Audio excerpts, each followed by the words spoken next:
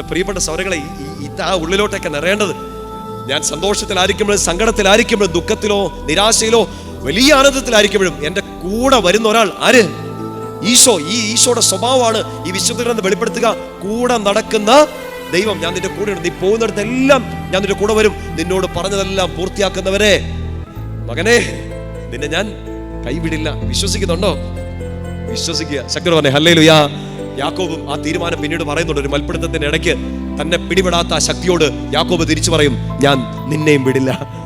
എന്നെ അനുഗ്രഹിച്ചിട്ടല്ലാതെ ഞാൻ നിന്നെ വിടില്ല. നമ്മുടെ മുമ്പിലുള്ളൊരു ആത്മീയതയുടെ ഓപ്ഷൻ അതാണ്. നമ്മളോട് വെളിപ്പെടുന്ന ആ ദൈവത്തിനോട് നമുക്ക് തിരിച്ചു പറയാനുള്ള വിശ്വാസം ഇതാണ്, എന്നെ കൈവിടാത്ത കർത്താവേ, ഞാൻ നിന്നെയും കൈവിടില്ല.